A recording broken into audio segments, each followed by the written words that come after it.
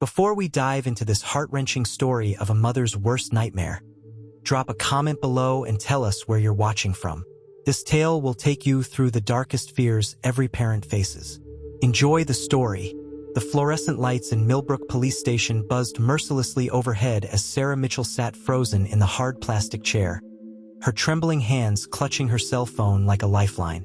It was 2 a.m., but sleep was a luxury she couldn't afford. Not when her 6-year-old daughter Emma had been missing for 72 agonizing hours. "Play it again," she whispered to Detective James Crawford, though every replay felt like a knife twisting deeper into her heart. The 911 recording crackled through the speakers once more, Emma's terrified voice piercing the silence. "Mommy, there are bad men here. They're coming in." Then came the sounds that haunted Sarah's every waking moment. Muffled shouts, heavy footsteps, and the violent slam of a door before the line went dead. Sarah's mind raced back to that terrible evening. She had been at Millbrook General Hospital, where she worked as a night shift nurse, when an emergency call demanded her immediate attention. Emma was safe at home, or so she thought. Just 1 hour, she had told herself. Emma will be fine for just 1 hour. But when Sarah returned home, the house stood eerily silent. Emma's bedroom was empty, her favorite stuffed rabbit abandoned on the floor. The front door was unlocked, something that made no sense, as Sarah was obsessive about security. Most disturbing of all, Emma's phone lay shattered on the living room floor, as if it had been thrown in desperation. Detective Crawford studied Sarah's pale face. "Mrs. Mitchell, I need you to think carefully. The strange thing about this case is there are no signs of forced entry. No broken windows, no damaged locks. Whoever took Emma either had a key or what?" Sarah's voice cracked. "Or Emma knew them well enough to let them in." The weight of those words settled over Sarah like a suffocating blanket. In her quiet neighborhood, Emma knew their neighbors, her teachers, her babysitters. The thought that someone Emma trusted could have taken her was almost unbearable. "There has to be something we're missing," Sarah pleaded. "Emma wouldn't just go with anyone. She's cautious, especially after." She stopped herself, the painful memories of her divorce flooding back. "After what, Mrs. Mitchell?" Sarah closed her eyes, knowing she had to reveal the truth she'd tried so hard to bury. "After her father lost custody 2 years ago, Marcus Whitmore, Emma developed such fear of him that court-ordered visits had to be supervised. The last one was canceled because Emma had a panic attack just seeing him." Detective Crawford leaned forward, his pen poised over his notepad. "And where is Mr. Whitmore now?" "Portland, supposedly.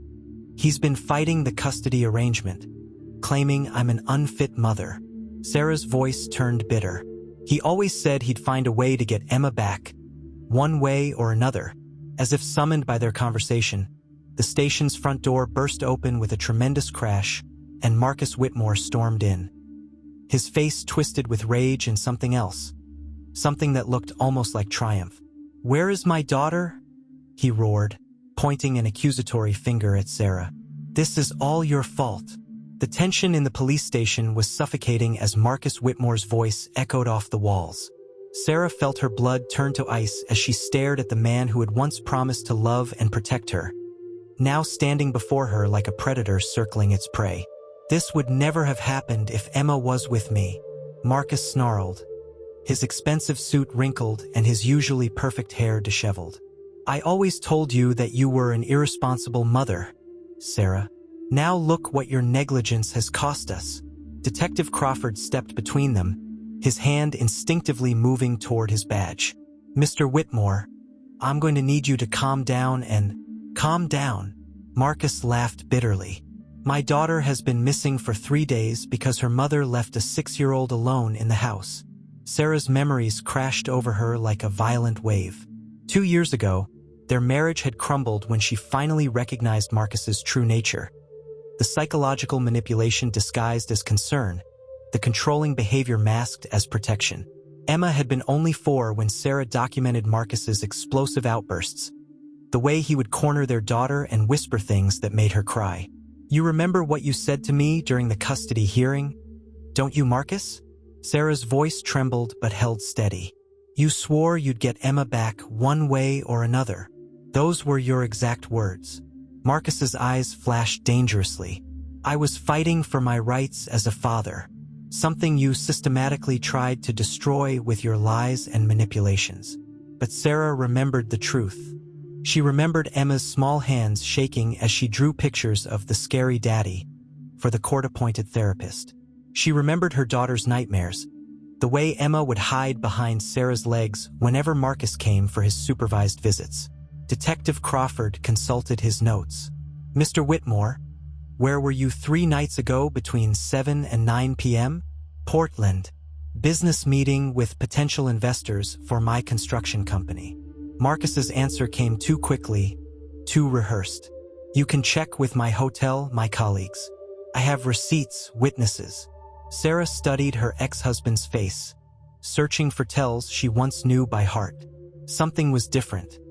There was an underlying smugness beneath his apparent distress, as if he was enjoying some private joke. How did you know Emma was alone that night, Marcus?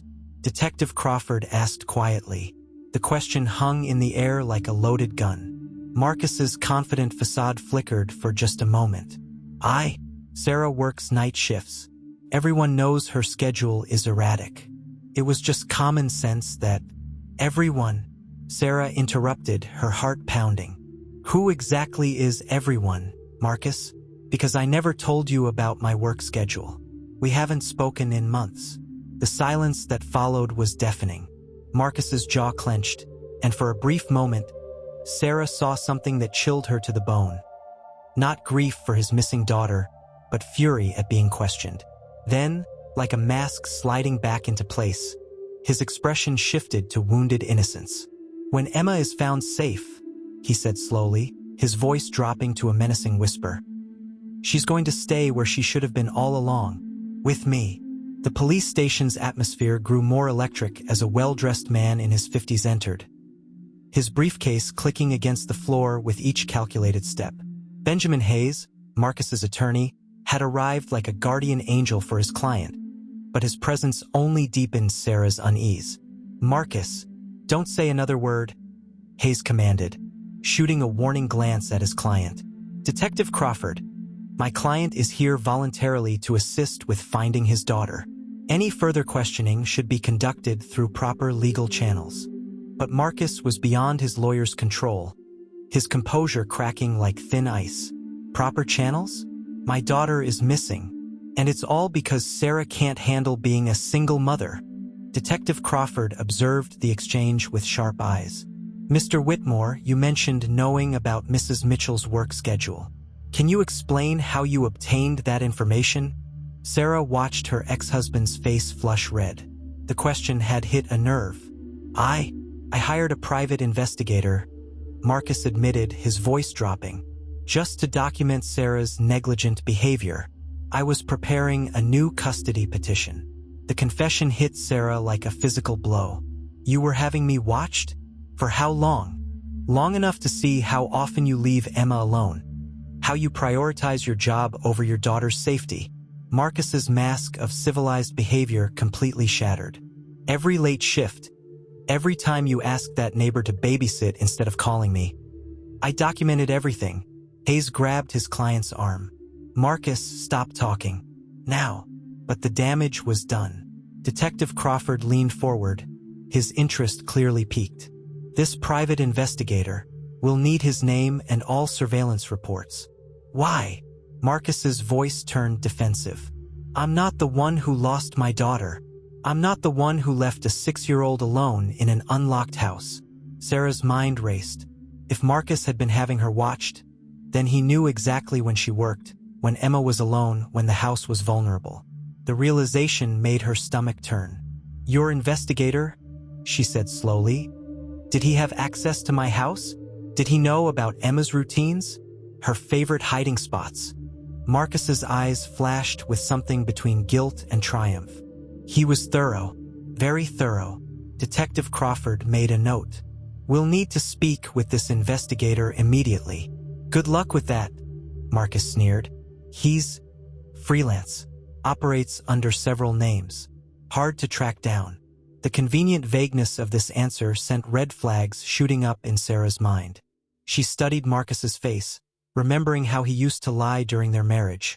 The slight twitch of his left eye, the way his voice pitched higher when he was being deceptive. "You're lying," she whispered, the words escaping before she could stop them. "There is no investigator, is there? You were watching us yourself." Marcus's composed facade cracked completely. "You think you're so smart, don't you, Sarah? You think you can just cut me out of my daughter's life and face no consequences?" The room fell silent except for the buzzing fluorescent lights. Hayes looked like he wanted to disappear. "Marcus," Detective Crawford said quietly, "I think it's time we discussed your whereabouts more specifically, starting with last Tuesday evening." Marcus's smile turned cold, predatory.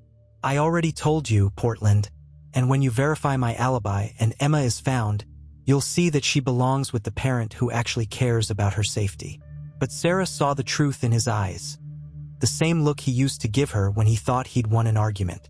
Marcus knew something about Emma's disappearance, something he wasn't sharing, and that terrified her more than anything else. 3 hours after Marcus's explosive confrontation at the station, Sarah found herself back at her house, watching forensic technician Danny Walsh meticulously examine every inch of her property. The yellow crime scene tape fluttered in the morning breeze like a grim reminder of how her world had been turned upside down. "Mrs. Mitchell, I need you to look at this," Danny called from the backyard, his voice carrying an urgency that made Sarah's heart skip. She hurried over to where he knelt beside her flower bed. His camera focused on something in the muddy soil. These footprints, they're fresh, made sometime Tuesday evening based on the weather patterns. Size 11 work boots, probably steel-toed construction boots. Sarah stared at the clear impressions in the dirt. "Those aren't from anyone who lives here. Emma wears children's size 2, and I wear size 7. That's what concerns me," Danny said grimly. "But there's more. Look at this pattern. The person who made these prints was standing here for a long time, shifting their weight back and forth. They were watching your house, Mrs. Mitchell, probably for hours." A chill ran down Sarah's spine as she followed Danny around the perimeter of her property. More evidence emerged. Cigarette butts of an expensive brand she didn't recognize, tire tracks from a vehicle that had been parked across the street multiple times, and most disturbing of all, a small pile of discarded food wrappers hidden behind her garbage bins. "Someone was conducting surveillance," Danny explained. "This wasn't random. Whoever took Emma had been planning this for days, maybe weeks." Sarah's mind immediately went to Marcus's confession about hiring an investigator. But as they continued examining the evidence, Detective Crawford arrived with news that made her blood run cold. "We enhanced the 911 recording," he said, holding up his phone. "There are at least 2 male voices in the background before the line cuts out. Listen carefully." The recording played, and Sarah strained to hear past Emma's terrified voice. There, beneath the chaos, muffled male voices giving instructions. One voice sounded familiar, but the quality was too poor to be certain. I think one of them might be Marcus," Sarah whispered, her hand trembling as she covered her mouth. "We need more than might be," Crawford replied. "But there's something else. Your neighbor, Mrs. Rodriguez. She saw a dark blue sedan circling the block several times this week. Ring any bells?" Sarah shook her head, but a nagging feeling tugged at her memory. Kelly would have mentioned if she saw anything suspicious. "She's always watching out for Emma and me." As if summoned by her words, Kelly Rodriguez appeared at the fence line, her face pale with concern. "Sarah, honey, I just heard about the forensics team. Did they find anything?" "They're still processing," Sarah replied, grateful for her friend's support. "Kelly, did you see any strange cars this week?" Detective Crawford mentioned a blue sedan. Kelly's expression shifted slightly, and she glanced away. Yes, actually. I saw it a few times but didn't think much of it. You know how delivery drivers sometimes get lost in our neighborhood." Danny Walsh emerged from the house carrying an evidence bag, his face grim. "Mrs. Mitchell, I found something in Emma's bedroom that's going to disturb you." Sarah's heart pounded as Danny held up the bag. Inside was a small, sophisticated recording device. This was hidden under Emma's bed, attached to the bed frame with industrial-strength magnets. It's been there for at least 2 weeks, maybe longer. Someone was listening to everything that happened in your daughter's room. Sarah felt the world spin around her. That's impossible. I clean Emma's room every week. I would have noticed. Not unless you knew what to look for, Danny interrupted. This is professional-grade surveillance equipment. Expensive. The kind used by private investigators or law enforcement. Detective Crawford examined the device carefully. Can you trace where it was purchased? Already on it, Danny replied. But whoever bought this was smart. Paid with cash at an electronics store that doesn't require ID for purchases under $500. Sarah sank into her porch chair, overwhelmed. Someone had been watching Emma sleep, listening to their private conversations, documenting their most intimate moments. The violation felt like a physical assault. There's one more thing, Kelly said quietly. I just remembered the blue sedan. I saw it parked right here Tuesday night, around the time you would have left for work.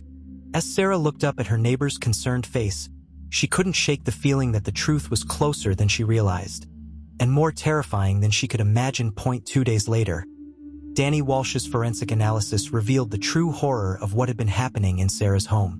The recording device had captured weeks of intimate conversations between mother and daughter, including Emma's bedtime fears about her father and Sarah's phone calls discussing her work schedule with the hospital. Mrs. Mitchell, this is worse than we initially thought, Detective Crawford said, his voice heavy with concern as he played back portions of the recordings. Listen to this conversation from last week. Sarah's own voice filled the room. Emma, sweetheart, Mommy has to work a double shift Tuesday night. Kelly will check on you, but you'll be asleep most of the time. Emma's young voice responded, I don't like when you work nights, Mommy. What if the bad dreams come back? The bad dreams about Daddy? Sarah's recorded voice asked gently. He's always angry in my dreams. He says I have to come live with him forever. Sarah felt sick listening to her daughter's private fears being used as ammunition against them. But Detective Crawford wasn't finished. The device was remotely activated, he continued. Someone was listening in real time and recording specific conversations. They knew exactly when you'd be working Tuesday night. The investigation into the device's purchase had yielded a breakthrough. Using traffic cameras and store security footage, they traced the buyer to an electronics store in Portland, the same city where Marcus claimed to have been conducting business. The credit card was registered under a false name, Crawford explained, but the billing address traces back to a P.O. box rented by someone matching Marcus's description. Sarah's hands shook as she processed this information. He was planning this for weeks, wasn't he? Maybe months. But the most disturbing revelation came when Crawford visited Marcus's construction company. His secretary, Janet Morrison, had seemed nervous during routine questioning about her boss's whereabouts. Mrs. Mitchell, we need to tell you what we discovered about your ex-husband's alibi, Crawford said carefully. Janet Morrison admitted that Marcus asked her to confirm his attendance at meetings that never actually took place. She was instructed to lie about his schedule if anyone called asking questions. So he wasn't in Portland? Parts of Tuesday he was, but there are significant gaps in his timeline. More importantly, we found something else. Crawford pulled out an evidence bag containing muddy work boots. These were in Marcus's company truck. The tread pattern matches the footprints we found in your backyard. Sarah stared at the boots, her mind reeling. The same steel-toed construction boots that Marcus wore to every job site, now covered in mud from her own flower bed. There's one more piece of evidence that connects everything, Crawford continued. The cigarette butts we found? They're a premium brand called Parliament Lights. When we checked Marcus's truck, we found an open pack in his glove compartment. But even as the evidence mounted against her ex-husband, Sarah couldn't shake a nagging feeling that something else was wrong. The recording device was too sophisticated for Marcus to have installed alone. He was controlling and manipulative, but he wasn't technically skilled. Detective Crawford, she said slowly, Marcus couldn't have set up that surveillance equipment by himself. He can barely operate his smartphone without help. Crawford nodded grimly. We've been thinking the same thing. He had help. Someone with technical expertise and access to your house. As if the universe was responding to her fears, Sarah's phone buzzed with a text from Kelly. Honey, I'm making Emma's favorite cookies for when she comes home. Want to come over and talk? You shouldn't be alone right now. Sarah stared at the message, and for the first time since this nightmare began, a terrifying possibility crept into her mind. Kelly had keys to their house. Kelly knew Emma's schedule better than anyone. Kelly had been the one to mention seeing the blue sedan. Detective, Sarah whispered, her voice barely audible. I think I know who helped Marcus. Detective Crawford's team had spent the entire night collecting security footage from every camera within a 3-block radius of Sarah's house. What they discovered made Sarah's worst fears seem like gentle nightmares compared to the harsh reality. Mrs. Mitchell, I need you to prepare yourself for what you're about to see, Crawford warned as he queued up the enhanced footage on his laptop. This is from the Henderson security system across the street, time-stamped at 7:30 p.m. Tuesday night, exactly 30 minutes after you left for the hospital. The grainy black and white footage showed a dark sedan pulling up to Sarah's curb. Sarah watched in horror as a hooded figure emerged from the driver's side, moving with purpose toward her front door. The person's build and gait were unmistakably familiar. That's Marcus, Sarah breathed, her hand covering her mouth. I know the way he walks. But the footage wasn't finished revealing its secrets. 23 minutes later, the same hooded figure emerged from Sarah's house carrying a bundle wrapped in what appeared to be a blanket. A small bundle that could only be Emma. No, Sarah whispered, tears streaming down her face. Oh God, no. Crawford paused the video. The figure loads the bundle into the back seat, then drives away. But here's what's most disturbing. Watch this earlier footage from the same camera. The timestamp jumped back to 6:45 p.m., 15 minutes before Sarah had even left for work. The same sedan was visible, parked 3 houses down, as if waiting and watching. He was there before I even got the call from the hospital, Sarah realized.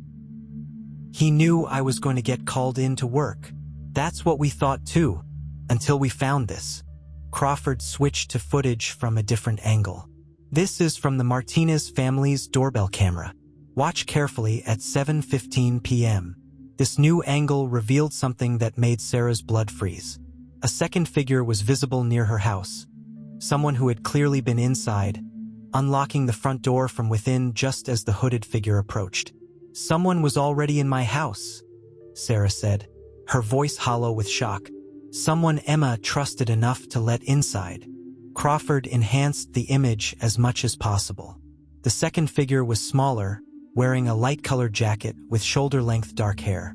Sarah's world tilted on its axis. The figure in the light jacket looked exactly like Kelly Rodriguez. There's more, Crawford continued grimly. We traced the license plate from the sedan. It was rented from Enterprise in Portland using fake identification, the same fake name that was used to purchase the surveillance equipment. The rental car revelation connected every piece of the puzzle. Marcus had planned this meticulously, but he hadn't acted alone. The person Sarah trusted most in the world, the woman who had keys to her house and knew Emma's every routine, had betrayed them both. We need to locate Mrs. Rodriguez immediately, Crawford said, reaching for his radio. She's not at her house. Neighbors say she left yesterday with several suitcases and hasn't returned. Sarah felt physically ill. Kelly had been her closest friend for 3 years, the person she called when Emma was sick, the neighbor who watered her plants and collected her mail. Emma adored Aunt Kelly and had never shown any fear around her. Detective, you have to understand. Kelly was like family to us. Emma would have gone with her willingly. She wouldn't have been afraid or tried to fight.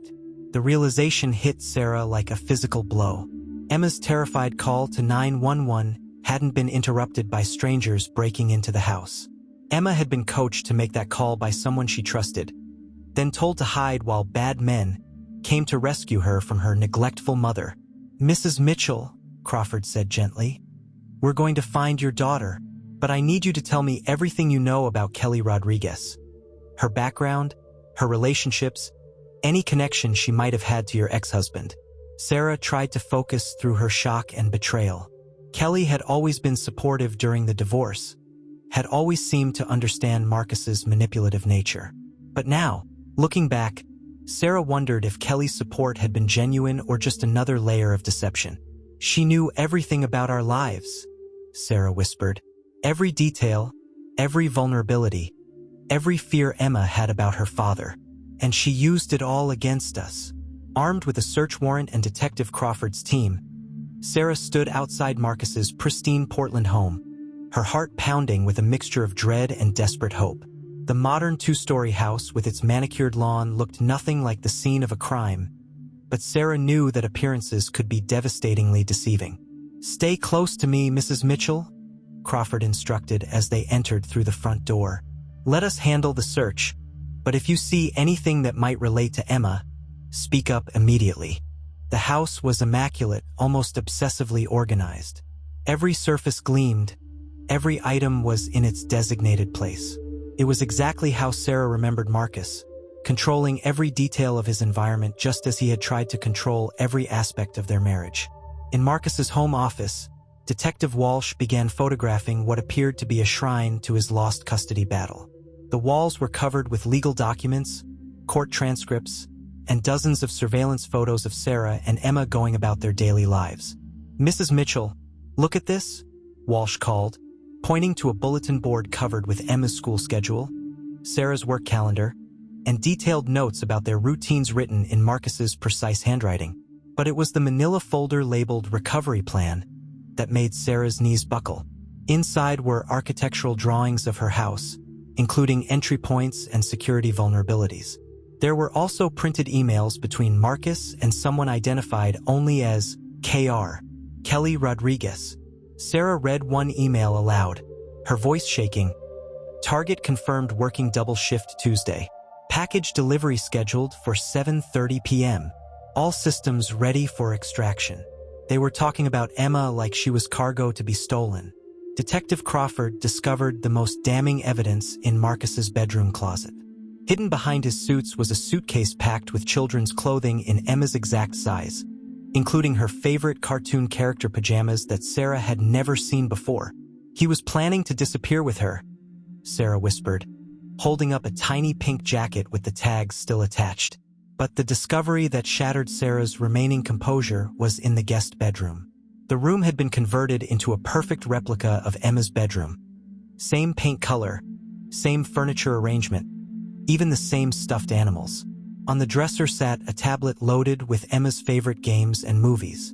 "He's been planning this for months," Crawford observed grimly. "Maybe longer." The most disturbing find came when Walsh discovered a hidden safe behind a fake electrical panel. Inside were fake identity documents for a family of 3, Marcus Whitmore, Kelly Rodriguez, and Emma Rodriguez, all with Canadian addresses.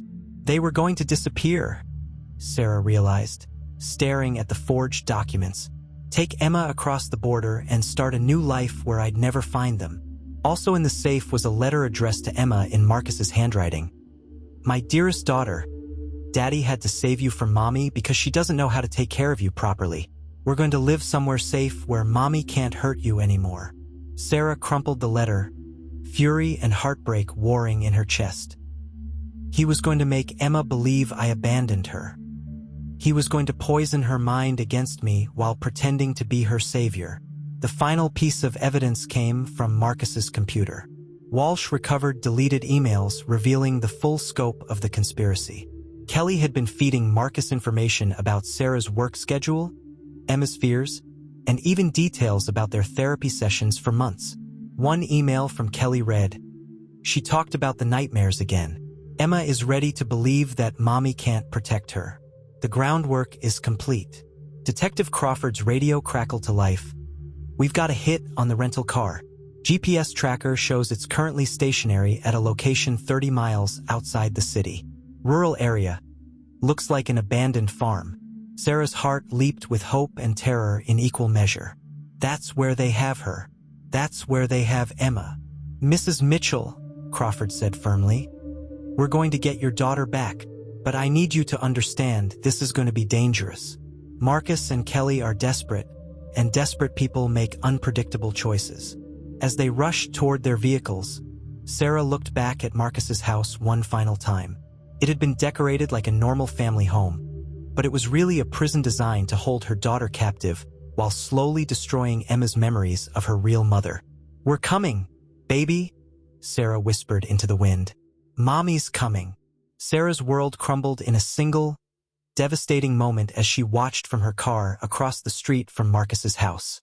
She had returned to look for any clues they might have missed, but what she discovered destroyed every assumption she had about trust and betrayal. Kelly Rodriguez pulled into Marcus's driveway using a key to enter through the front door, as if she belonged there. Sarah sat frozen, watching her best friend, the woman who had comforted her through sleepless nights worrying about Emma, move through Marcus's house with familiar ease. An hour later, Kelly emerged carrying a large suitcase and several shopping bags filled with what appeared to be children's items. Sarah's hands trembled as she took photographs with her phone, documenting the betrayal that cut deeper than any physical wound. But the sight that shattered her heart completely came when Marcus appeared at the door. He wrapped Kelly in an intimate embrace, kissing her with the passion of lovers who had been separated too long. This wasn't a business relationship or a casual conspiracy. This was a romantic partnership built on deception and Sarah's destruction. Sarah followed them to a rundown motel on the outskirts of town, her mind reeling with the implications. Every shared coffee, every heart-to-heart conversation, every time Kelly had consoled her about Marcus's manipulation, it had all been lies. Kelly had been Marcus's inside source from the very beginning. The betrayal ran deeper than simple surveillance. Kelly knew Emma's favorite bedtime stories, her fears about thunderstorms, the specific words that would comfort her when she was scared. She had used every intimate detail of their friendship to help Marcus steal Emma away. As Sarah watched the motel room where they had disappeared, fragments of memory came flooding back with new, sinister meaning.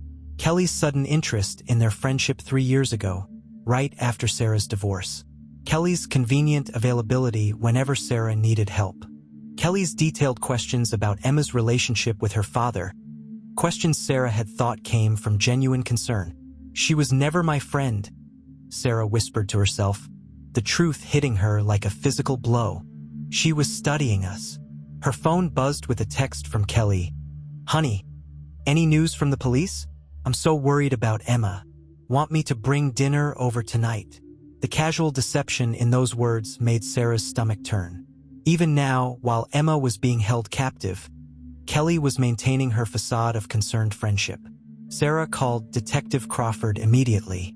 "I found them. Kelly and Marcus are together at the Riverside Motel, room 12. They're lovers, Detective.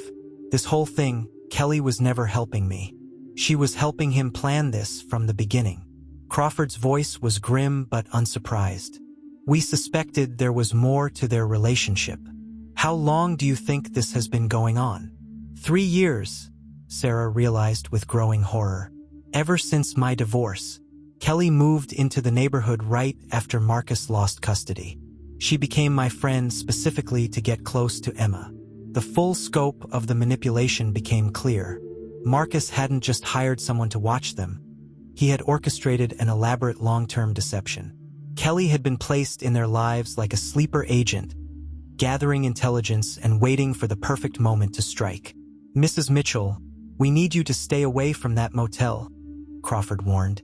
"We're mobilizing a team now. These people have been planning this for years. They're dangerous and they have nothing left to lose."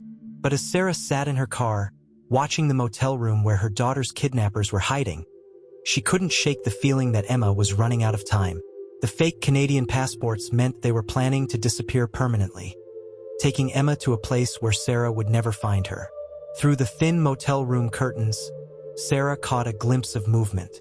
A small figure appeared briefly at the window, a child with Emma's distinctive blonde curls, before being quickly pulled away. "Emma?" Sarah breathed, her heart breaking with relief and terror in equal measure. Her daughter was alive, but she was trapped with 2 people who had spent years planning to steal her life. Sarah realized with crystalline clarity that Kelly's betrayal was worse than Marcus's. Marcus was Emma's father, driven by twisted paternal obsession. But Kelly had deliberately cultivated a relationship with a vulnerable child, earning Emma's trust and love only to use it as a weapon against her. The woman Emma called Aunt Kelly was about to tear her away from everything she knew, and Emma would go willingly because she trusted the wrong person completely. Sarah's hands gripped the steering wheel as she watched Marcus and Kelly load their rental car with luggage and supplies. Her phone was on speaker with Detective Crawford coordinating the police response. But every second felt like an eternity as her daughter remained in the hands of her kidnappers. "Units are 5 minutes out, Mrs. Mitchell." Crawford's voice crackled through the phone. "Whatever you do, don't approach them. We need to follow them to wherever they're holding Emma." Sarah's heart lurched as she saw Kelly emerge from the motel room carrying a small pink backpack, Emma's favorite one with the butterfly pattern. Behind her, Marcus carried grocery bags filled with children's snacks and juice boxes, supplies for a long journey. "They're leaving," Sarah whispered urgently. "Detective, they're getting in the car now." The blue sedan pulled out of the motel parking lot, and Sarah followed at a careful distance. Her hands shook as she maintained visual contact while trying to stay undetected. Every parental instinct screamed at her to ram their car and rescue Emma immediately, but she knew that would only put her daughter in greater danger. The chase led them through increasingly rural roads, past abandoned gas stations and overgrown farmland. Sarah realized they were heading toward the Canadian border, probably planning to cross at a remote location where the fake passports would be less scrutinized. "Crawford, they're heading north on Route 97, Sarah reported. "This is the most direct route to the border crossing at Summis." After 30 minutes of careful pursuit, the sedan turned onto a dirt road leading to what appeared to be an abandoned farm. Sarah parked behind a stand of trees and watched through binoculars as Marcus and Kelly unloaded their supplies and entered a weathered farmhouse. "I can see the house," Sarah whispered into her phone. "It's isolated, probably 3 miles from the nearest neighbor. There's a barn and several outbuildings." Then she saw something that made her heart stop. A small figure appeared briefly at a second-story window of the farmhouse, a child with blonde curls pressing her face against the glass before being quickly pulled away. "Emma," Sarah breathed, tears streaming down her face. "I can see Emma. She's in the upstairs window." "Mrs. Mitchell, backup units are 2 minutes away," Crawford said urgently. "Do not approach the house. We don't know if they're armed or what they'll do if they feel cornered." But Sarah's attention was focused on the house, where she could now see shadows moving behind the curtains. Through her binoculars, she watched Kelly appear at the window, scanning the surroundings as if she sensed they were being watched. The next few minutes moved in slow motion. Sarah saw Marcus emerge from the house carrying more bags toward the car. They weren't settling in for a long stay. They were preparing to leave again, probably for their final push to the border. "They're getting ready to run," Sarah said desperately. "Detective, if they get back in that car with Emma, we might lose them forever." "All units, this is Crawford," she heard him say over the radio. "Suspects are preparing to flee. Move in now, but exercise extreme caution. There's a child hostage in the house." Sarah watched as police cars began converging on the property from multiple directions. But Marcus spotted them first. She saw him run back toward the house, shouting something she couldn't hear. Suddenly, Kelly appeared at the front door holding Emma's hand. Even from her distant vantage point, Sarah could see that Emma looked confused and frightened. Kelly was trying to hurry her toward the car, but Emma was resisting, looking around as if she sensed something was wrong. Then Emma saw the police cars and began to struggle against Kelly's grip. Sarah's heart broke as she watched her daughter try to break free, finally understanding that Aunt Kelly wasn't trying to protect her.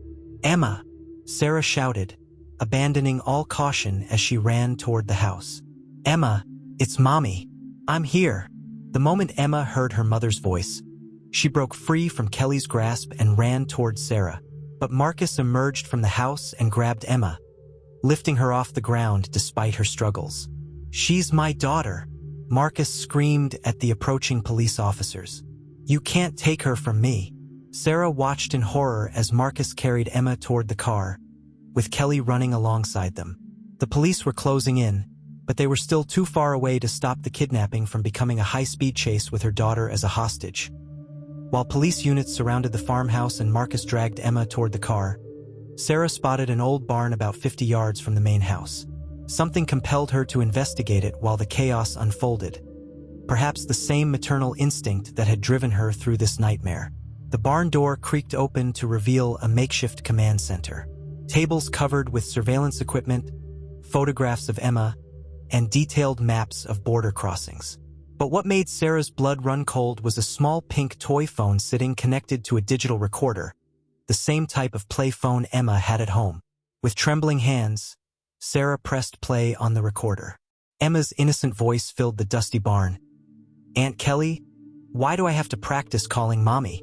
I can call her anytime I want." Kelly's voice responded with sickening sweetness. "It's just a game, sweetie. We're going to surprise Mommy by showing her how grown-up you are. When I give you the signal, you call and say exactly what we practiced about the bad men. Okay?"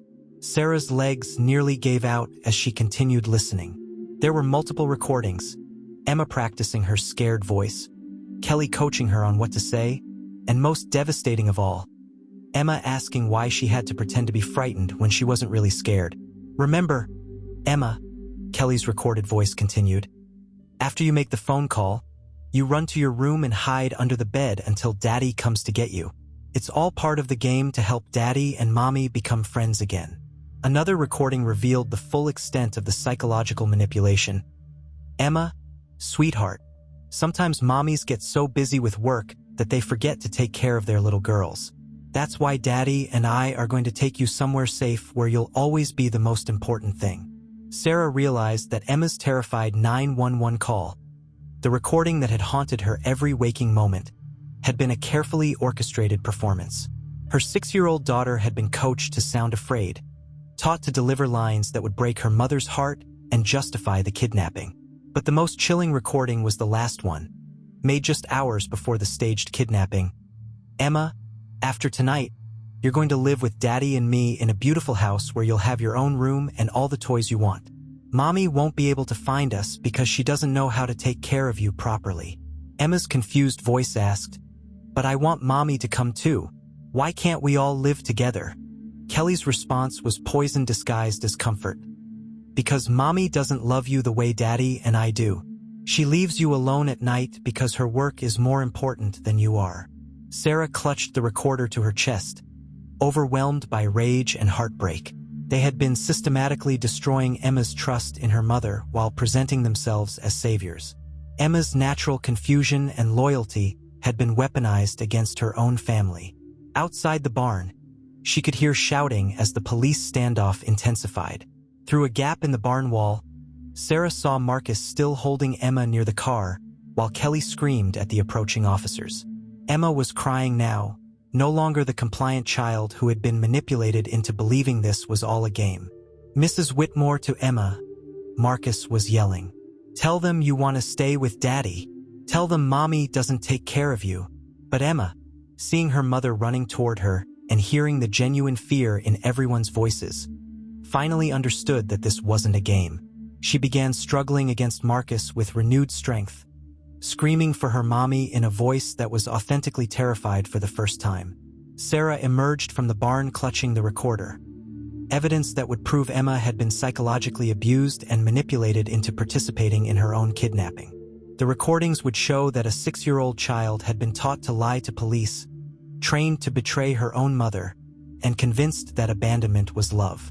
As she ran toward her daughter, Sarah realized that rescuing Emma was only the beginning. The real battle would be helping Emma understand that everything she had been told about her mother's love was a lie, and that the people she had trusted most had betrayed her in the cruelest way possible. "Emma!" Sarah shouted again, and this time her daughter's response was pure relief. "Mommy, help me. I want to come home." The farmhouse was now completely surrounded by police vehicles, their red and blue lights casting eerie shadows across the desolate property. Detective Crawford's voice echoed through a megaphone as he attempted to negotiate with Marcus and Kelly, but Sarah could see through her binoculars that the situation was deteriorating rapidly. Marcus had Emma pressed against his chest near the passenger door of their car, using her small body as a human shield. Emma's face was streaked with tears, her earlier confusion replaced by genuine terror as she finally understood that the adults she trusted were the source of danger. "Let the child go, Marcus." Crawford's voice boomed across the farmyard. "This doesn't have to end badly for anyone." But Marcus was beyond reason. "She's my daughter," he screamed back, his voice cracking with desperation. "Sarah took her from me. I'm just taking back what's mine." Kelly stood beside him, no longer the calm, manipulative woman who had played the role of concerned neighbor for 3 years. Her mask had completely fallen away, revealing someone unhinged by panic and rage.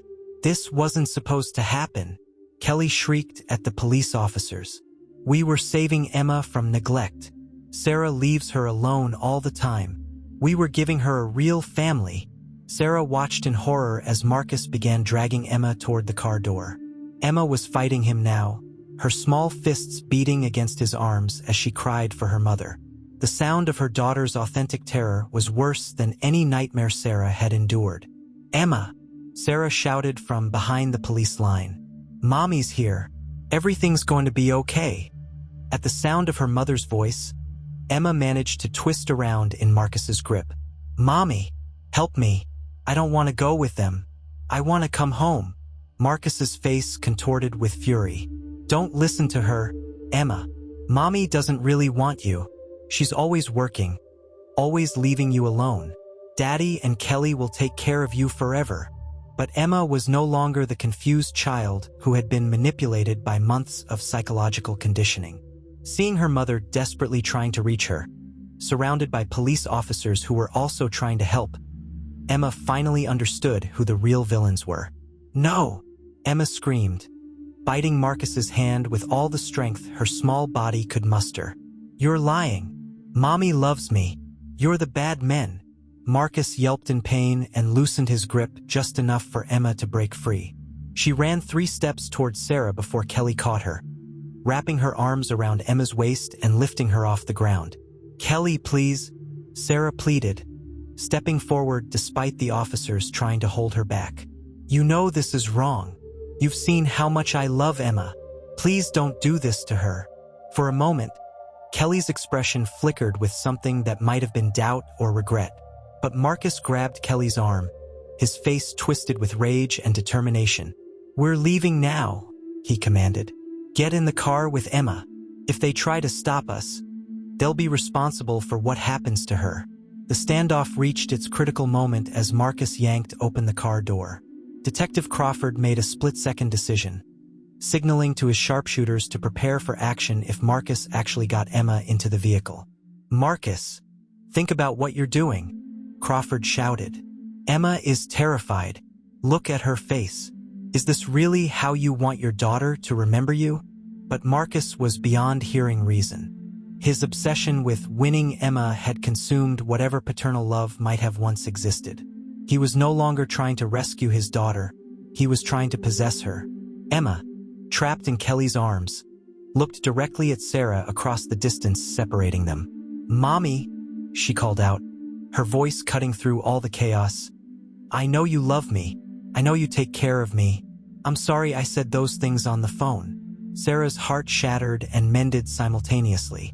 Despite everything she had been put through, Emma's fundamental trust in her mother's love had survived the manipulation. "I love you too, baby," Sarah called back.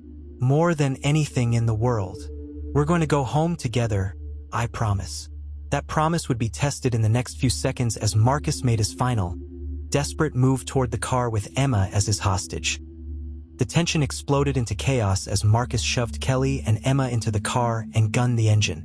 Gravel sprayed behind the vehicle as it lurched forward, with Marcus screaming incoherently about his rights as a father, while Emma's terrified cries pierced the air. Detective Crawford's voice cut through the radio static. "All units. Suspects are fleeing eastbound on County Road 47 with the child. Pursue but maintain safe distance. Child safety is priority 1.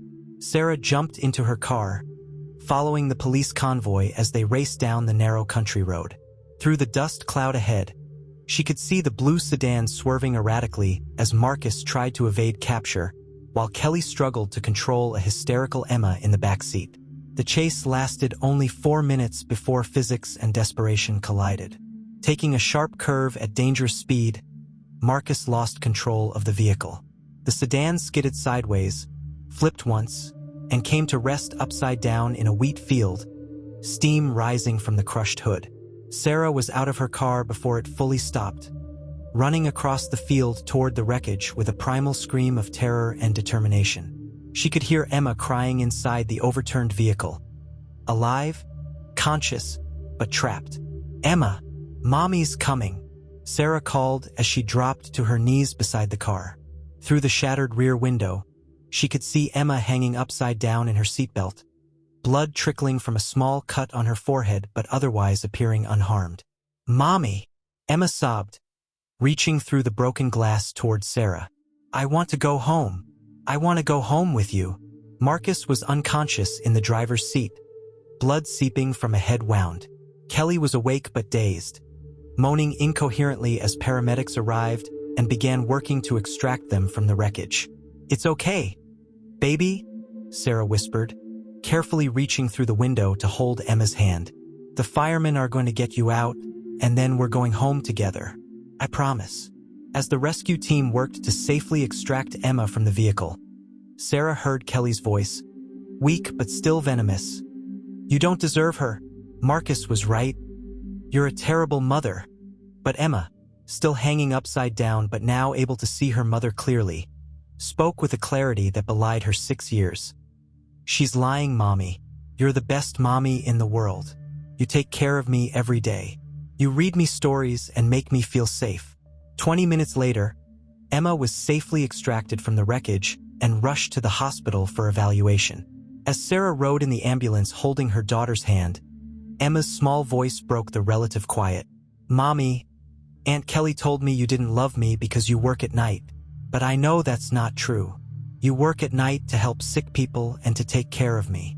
Sarah's tears fell freely as she stroked Emma's hair. "That's right, sweetheart.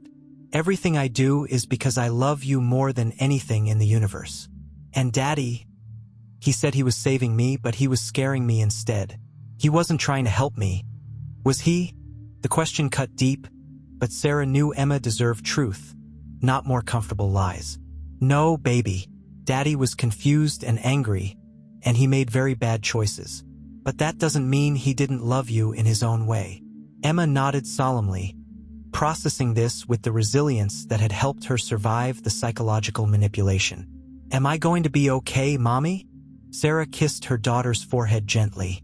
"We're both going to be okay, sweetheart. It might take some time, and we might need to talk to some nice doctors about our feelings. But we're together now, and nobody is ever going to separate us again." As the ambulance pulled into the hospital emergency bay, Sarah realized that while Emma's physical injuries were minor, the emotional healing would take much longer. But they would face it together, the manipulation and lies finally exposed to the light of truth. Emma was safe. They were together. And for the first time in days, Sarah allowed herself to believe that their nightmare was finally over. 2 days after the rescue, Sarah sat in the sterile interrogation room at Millbrook Police Station, watching Kelly Rodriguez through the one-way glass. The woman who had been her closest friend for 3 years looked broken, her carefully maintained facade completely shattered. But Sarah needed to hear the truth. All of it. Detective Crawford activated the recording device as Kelly began her confession, her voice hollow and defeated. "It started 4 years ago," Kelly said, staring at her handcuffed wrists. "Marcus approached me at a coffee shop in Portland, said he was a concerned father who just wanted more time with his daughter. He was so charming, so convincing. He showed me pictures of Emma and talked about how much he missed her." Sarah listened with growing revulsion as Kelly described how Marcus had systematically seduced her, both romantically and ideologically. "He didn't ask me to spy on you at first," Kelly continued. "He just wanted to know Emma was okay. I moved to your neighborhood because he said it would make him feel better to know someone who cared about Emma was nearby." Detective Crawford leaned forward. "When did the surveillance begin?" Kelly's voice cracked. "About 6 months after I moved in. Marcus said he was worried about Emma's emotional state, about you leaving her alone. He asked me to just pay attention, report back if I saw anything concerning. Sarah felt sick as Kelly described how her friendship had been a carefully constructed lie from the very beginning. Every shared coffee, every heart-to-heart conversation, every time Kelly had babysat Emma, it had all been intelligence gathering. The recording device was Marcus's idea, Kelly admitted. He said we needed proof of your negligence for the courts. I planted it when I was babysitting Emma one evening. She was so trusting. She showed me her whole room, told me all her secrets. Crawford consulted his notes. When did the plan escalate to kidnapping? 3 months ago. Marcus said the courts would never give him custody based on what we had. He said we needed something dramatic, something that would prove you couldn't protect Emma. Kelly's voice dropped to a whisper. He convinced me that the fake kidnapping would be quick, just long enough to make you look incompetent. Then we would find Emma and Marcus would get emergency custody. Sarah struggled to contain her rage. You coached my daughter to betray me. You made her practice sounding terrified. Kelly finally looked up, tears streaming down her face. Emma was so confused. She kept asking why she had to pretend to be scared when she wasn't really afraid. I told her it was a game to help her parents become friends again. Kelly's voice broke completely. She trusted me so much. She believed everything I told her. The most devastating revelation came when Kelly described the psychological manipulation they had used on Emma over months. Marcus had this theory that children are naturally loyal to whoever treats them best. He said if we could just show Emma how much better life would be with us, she would choose to stay. We bought her new toys, planned special activities, made her feel like the center of attention whenever she was with us. Detective Crawford showed Kelly photographs of Marcus's house, the replica bedroom, the fake passports, the detailed escape plan. You were planning to disappear permanently, Crawford said. This was never about custody. This was about stealing a child. Kelly nodded miserably. Marcus said once we got to Canada, Emma would forget about missing you. He said children adapt quickly, that she would think of us as her real parents within a year. And you believed that? Sarah asked, her voice sharp with pain and anger. I wanted to believe it, Kelly admitted. Marcus made everything sound so reasonable, so justified. He said Emma would be happier with us because we could give her more attention, more stability.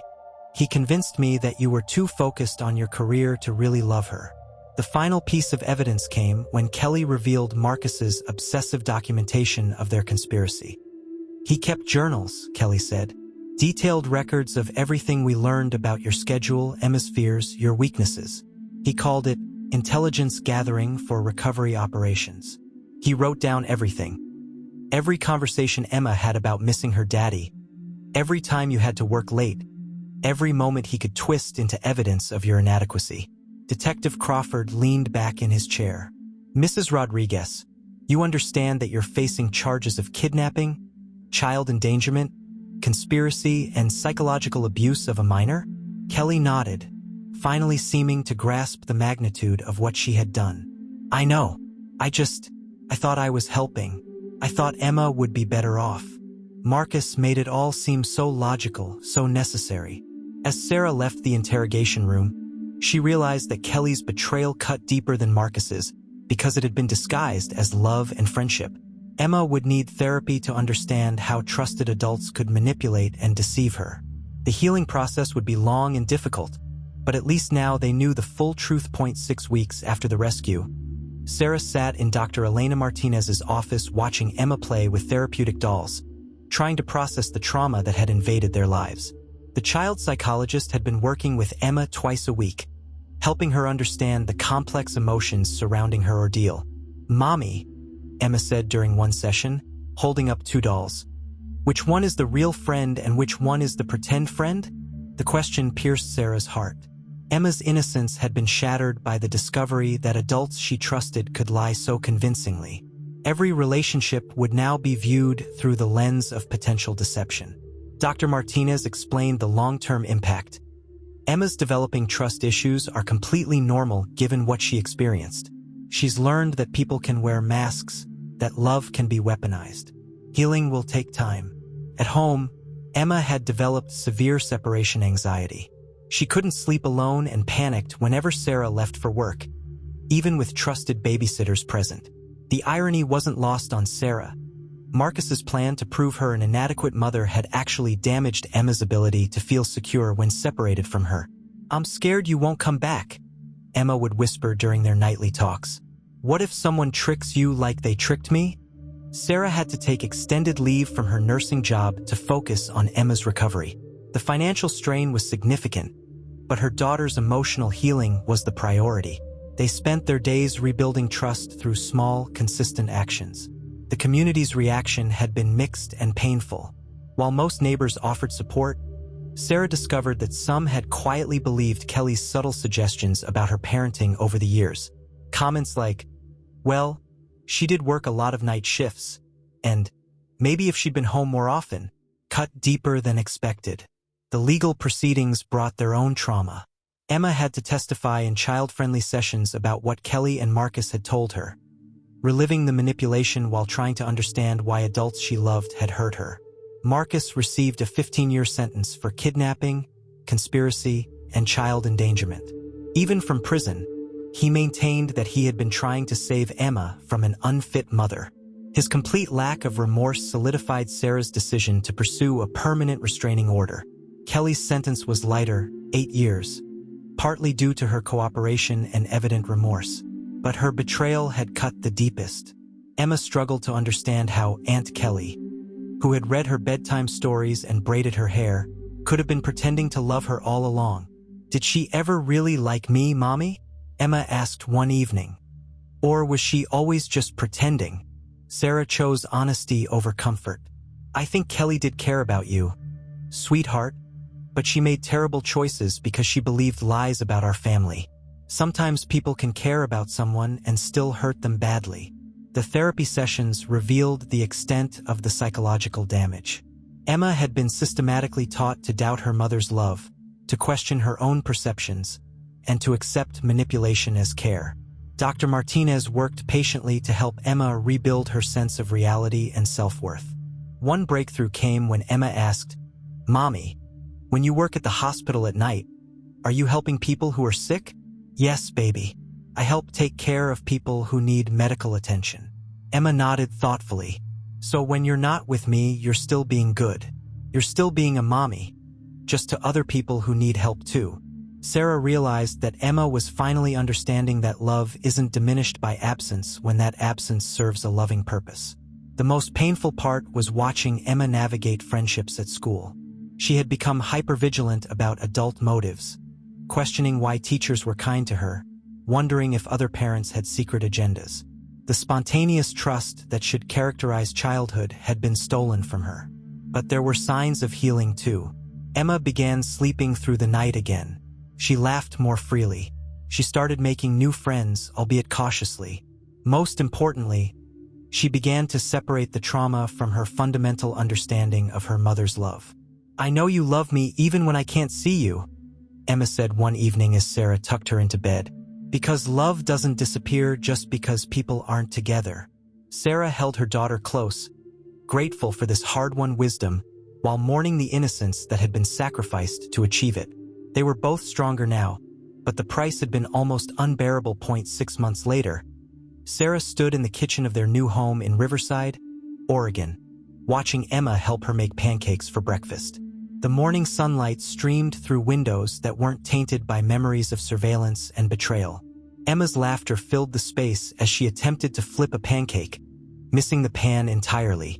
"Mom, I think I need more practice," Emma giggled, flour dusting her cheeks.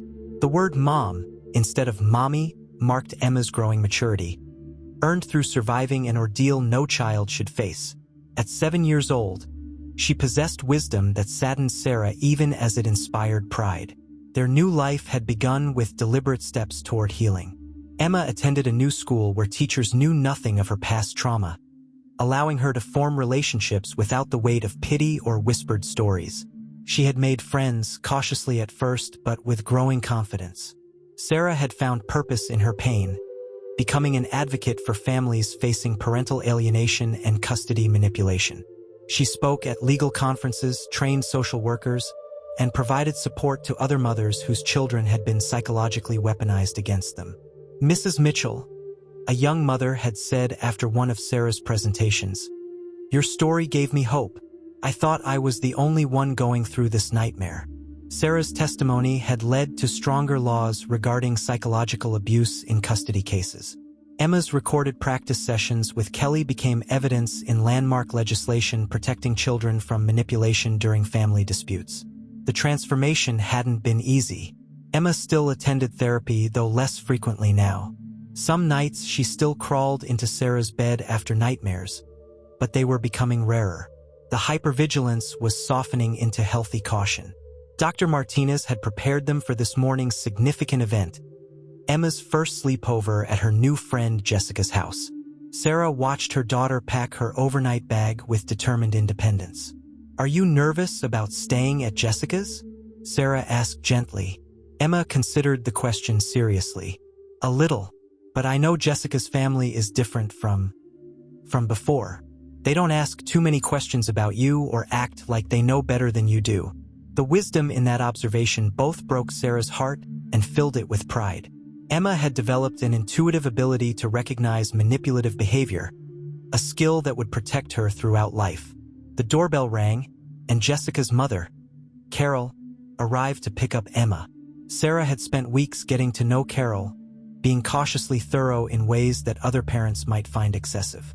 But Carol understood, having been briefed on their need for security without knowing the full details. "We'll take good care of her," Carol assured Sarah. "My cell phone will be on all night." As Emma hugged Sarah goodbye, she whispered, "I love you, Mom. I'll see you tomorrow, and we'll make pancakes again." "I love you too, sweetheart. Have fun and remember, trust my feelings and call you if anything feels wrong," Emma finished, reciting the safety mantra they developed together. After they left, Sarah found herself alone in her house for the first time in months without feeling panicked. She pulled out a letter that had arrived that morning, from Kelly, still in prison. The letter wasn't an apology, exactly, but a revelation. Kelly had secretly recorded some of her conversations with Marcus, documenting his manipulation and obsession. She was turning over these recordings to help ensure Marcus never received parole. "I can't undo what I did to Emma," Kelly had written, "but maybe I can make sure he never hurts another child." Sarah decided to visit Kelly once, not to forgive, but to find closure. That conversation would wait for another day. Her phone buzzed with a text from Emma. "Jessica's house is fun. Her mom makes grilled cheese different than you, but yours is still better. Love you." Sarah smiled, recognizing the healthy loyalty of a child who had learned to love wisely rather than blindly. Emma was becoming someone who could form deep bonds while maintaining her own identity and judgment. As evening approached, Sarah reflected on their journey. The pink toy phone that had been used to manipulate Emma now sat in an evidence locker, but its legacy lived on in stronger laws protecting children and in Emma's hard-won wisdom about authentic versus manipulative love. They had survived the unthinkable. Emma was not just safe. She was thriving, stronger, and more discerning because of her ordeal. Their bond, tested by manipulation and trauma, had emerged unbreakable. Tomorrow, Emma would come home with stories of her sleepover adventure. They would make pancakes together, laugh at Emma's continued inability to flip them properly, and continue building their new life. One built on truth, authentic love, and the knowledge that they could survive anything as long as they faced it together.